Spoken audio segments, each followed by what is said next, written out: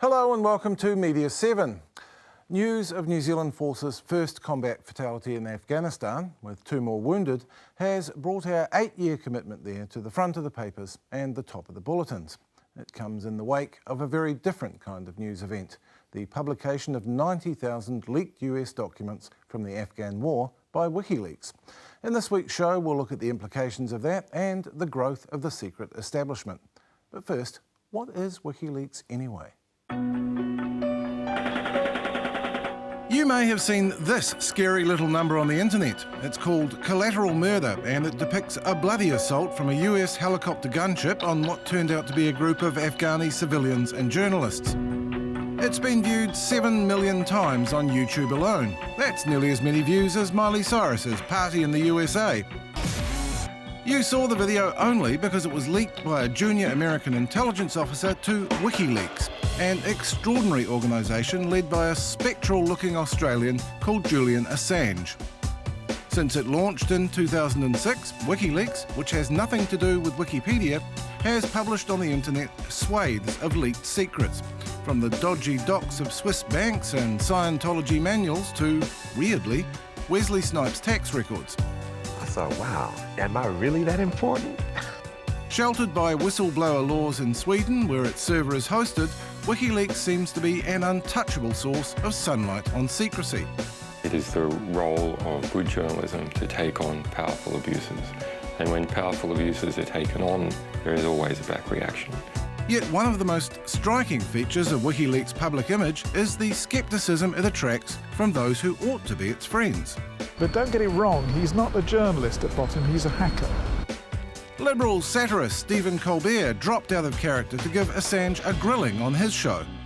You have edited this tape, and you have given it a title called Collateral Murder. Yes. That's not leaking.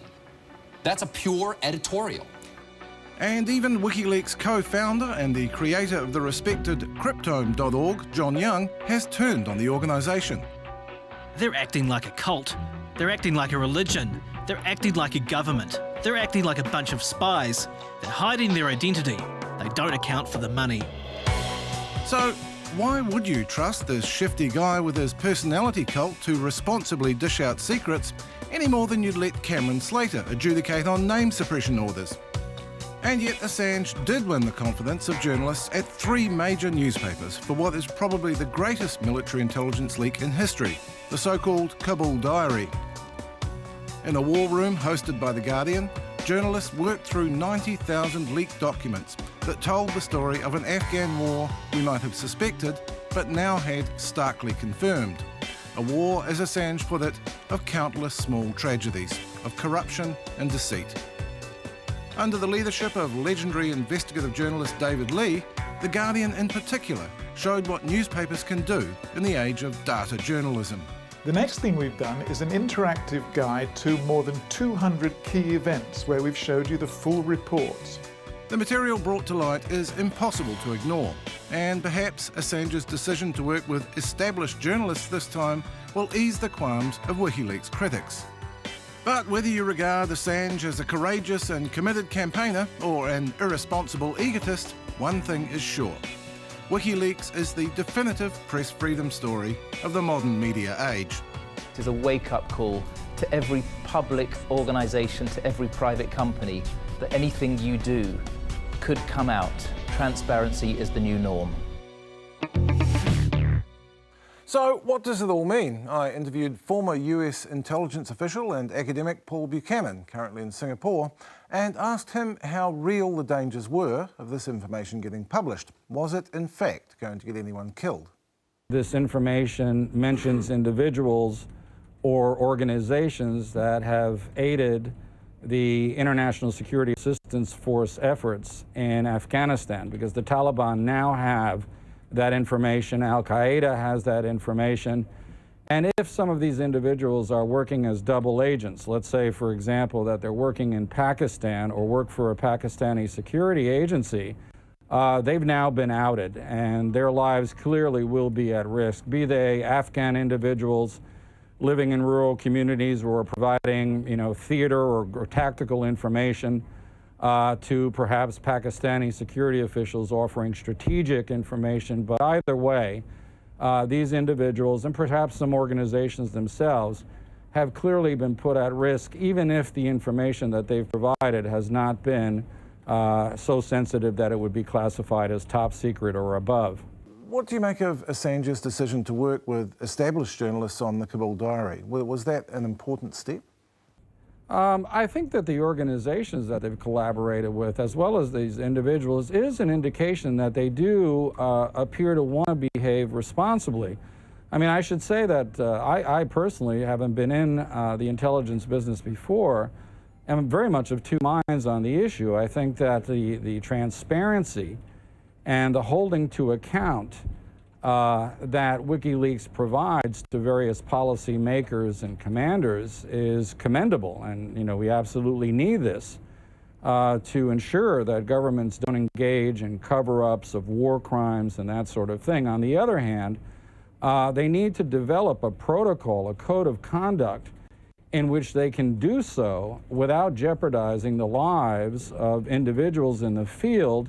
We can't be idealistic. We live in a hostile world. Because of ideological differences, there's bad blood between various quarters, and in such an environment, unfortunately, you need intelligence. You have to conduct military operations, and you certainly do not want the nature of those operations, the methods of intelligence, as well as the sources, to be revealed to hostile parties. So clearly, this is a project in progress. They have developed the beginnings of what appears to be a responsibility charter in the publication of these leaks, but I think they have a considerable way to go. Would you say there's a bigger secret establishment since 9/11? Well, the short answer is yes. Now, the longer answer is, very unfortunately to my mind, 9/11 spawned a growth industry of security agencies and apparatuses. We've seen a dramatic expansion worldwide, mind you, not just in the United States and the UK, but in New Zealand itself, be it through the Terrorism Suppression Act, between the new surveillance acts that are now being put into place, be it in the expansion of the NZSIS, which has seen its budget triple in the time frame since 9/11. We've seen globally an expansion of security apparatuses whose nominal charge is to engage in counterterrorism activities.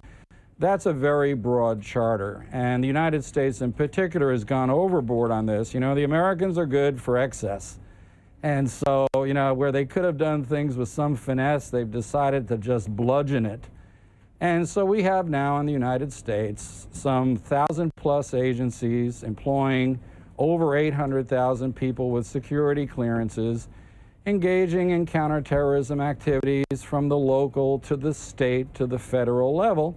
And bigger is not always better. I mean, quite frankly, there is a gross lack of coordination between these agencies, evident, for example, in the failed December 2009 airline bombing, in which the individual had been drawn to the attention of the FBI, but it simply did not share that information with Customs and Immigration. It is seen, for example, in the case of the Army captain who murdered 13 people at Fort Hood. He was well known for his radicalization, and yet that information was not shared by Army intelligence with other agencies. And so we've seen this gross expansion of all things security to include private security corporations, guard services, I mean, you name it. Anything that can claim to have a corner on some security issue will get funded in this day and age. And that doesn't necessarily mean better intelligence, more streamlined response times. The quality is not necessarily assured by things getting bigger. And I think that's something that New Zealanders need to keep in mind, because in a microcosm, that's exactly what's going on in New Zealand at the present. Why do you think so many people who ought to have been supportive of WikiLeaks have been so critical? Well, I think in some measure it has to do with professional jealousies within the journalism fraternity. Wikileaks is doing something bold, it's doing something very fresh, and it's doing it from the grassroots. You know, leaks come from many different places, so far confined to Western democracies. But hopefully in the future we may see some leaks coming out of more repressed societies about some of the activities that are ongoing in them. Have the WikiLeakers placed themselves in danger? The WikiLeaks community, or the WikiLeaks network, from the leakers themselves to the spokespeople, have placed themselves in both legal jeopardy and, I would argue, possibly at physical risk. In the measure that they reveal more sensitive information, they are making themselves enemies of the state. In this case, in the instance of the Afghan documents, an enemy of the United States and the United Kingdom, which quite frankly is not a good position to be in. And so I think that there's more reason for them to not only engage government agencies and legitimate journalist outlets, but also to develop a protocol for vetting some of this information so that they can actually get a lot of stuff out there that can reveal any number of things without getting into the very sensitive issues of sources, methods, and operational planning that is at the heart of the U.S. concerns about these leaks. Paul Buchanan, sorry for the odd pop and crackle there. It wasn't your TV, it was the equipment in Singapore. The full interview with Paul is available on the Media7 website. After the break, the secret America that has burgeoned since the 9/11 attacks.